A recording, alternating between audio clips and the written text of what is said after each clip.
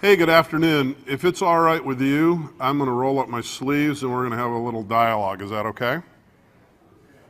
All right. Small town boy, this means yes, this means no. Can I roll my sleeves up? Yeah. All right, very good. Nobody's head dropped. So, all right, what I'd like you to do to get started on this subject is I'd like you to look to the person right left of you, behind you, or in front of you and answer these questions. If you believe that they are intelligent, please raise your hand.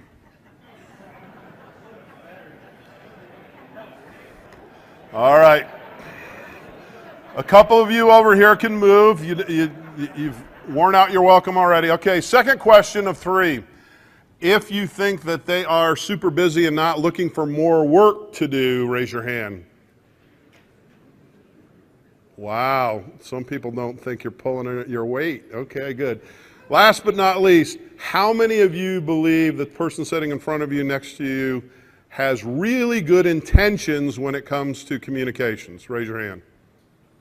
Okay, so lesson number 1, reminder, we judge ourselves by our intentions and everybody else judges us by our, you can use your outside voice, what is it? Actions, exactly. So, hopefully you've got a copy of the handout because you can take some notes. You can download the presentation. If for some reason you have a problem, send me an email and I'll send it to you.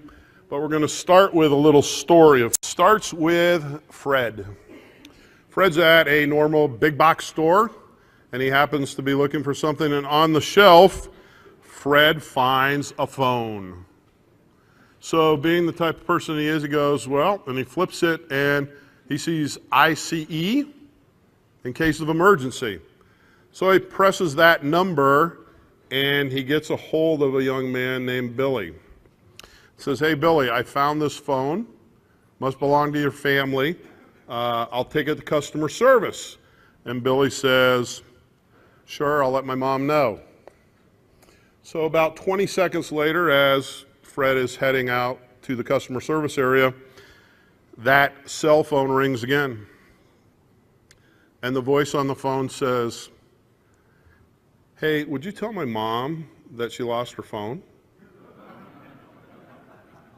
Well, Billy, this is the guy who called you that said they had found the phone, and I'm taking it to customer service. Oh, okay, I'm sorry.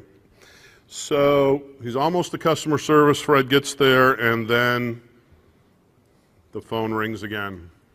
And he looks down and he says, that's Billy. So I'm not going to answer it. And all of a sudden, out comes a message, a text message. You lost your phone. It's at customer service. So if you go to your worksheet and you look at number 1, here's your first, or you can get that as well. That might be Billy. Communication is simple, but not easy. And one of the reasons that we think communication is so simple is that we have in our society today some of the best enhancements possible with technology. But I will contend with you that technology is simply an enabler, and we need to talk about that, and we need to make sure that we execute the basics really well, not only for internal use in our company, but also external use with our customers and vendors and suppliers. So, you all did this test already and you raised your hand and said the person next to you was intelligent. So I'm not going to teach you anything today. You're already smart. What I would like to do, however, is remind you of some really practical things that in the busyness of your day-to-day life, sometimes you overlook.